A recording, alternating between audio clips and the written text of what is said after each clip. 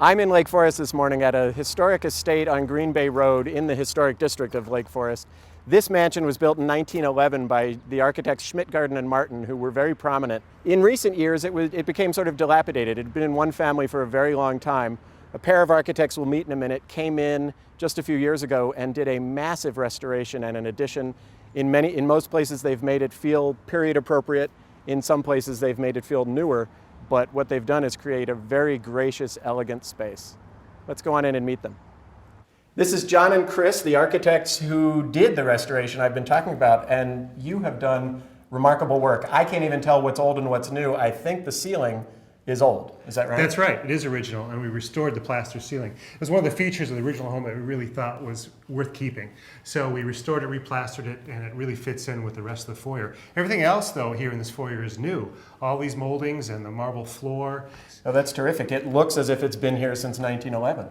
It does look original. Well, what you've done feels very original. In the living room and these other rooms, you've done very classic moldings, several layers of molding, but all this is new as well, right? I think you said it wasn't very detailed originally. That's right. The original home didn't have a lot of detail at all. The moldings were very thin and fine, and so we decided to really step up the level of detail in this room and create a whole new feeling with 8-piece crown moldings and pilasters, a new fireplace surround, and new paneling on all the walls. It has more of that stateliness that the outside indicates. Now, in the other direction, we have this dining room that, Chris, is amazing. Thanks. What's really great about the layout of this house is that we really didn't have to change it very much. In fact, this is the original dining room, and what we did in here, again, was add the moldings and create a stateliness that was in keeping with the house, and we were lucky enough to uncover some original light fixtures, which we restored. And then we were able to find some other light fixtures that respect the period of the house, but also do not take away from the original light fixtures. So we felt that this was a really good solution to the space, and it's great to be able to see the outdoors. Oh, yeah. I think the communication between the inside and out is really a strength of this house. Very light, this house is. It is. It feels good. It's a long, narrow house, so we get light on both sides. We've seen a lot of original pieces of the house. Let's go look at this kitchen that you essentially added on.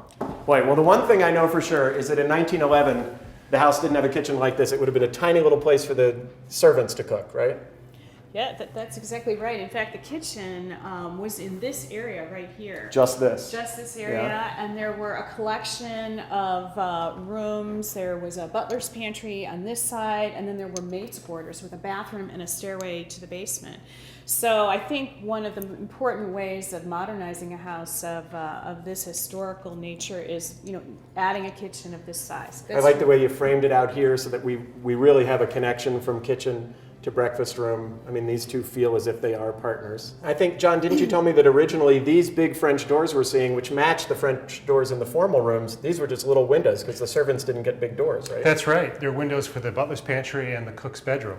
And so we took all that out and created a lot of French doors to bring the natural light in and access to the back terrace. And we'll see when we're out back that it really creates a nice prospect all the way along the house. Right. Good balance in the rear elevation. That's terrific. And on the subject of elevation, you've got an elevator right here, right? That's Another right. thing you That's added, right. This is a new element to the house, and it's an elevator that we put in that goes down from the basement up to the 3rd floor. So it has 4 stops in it.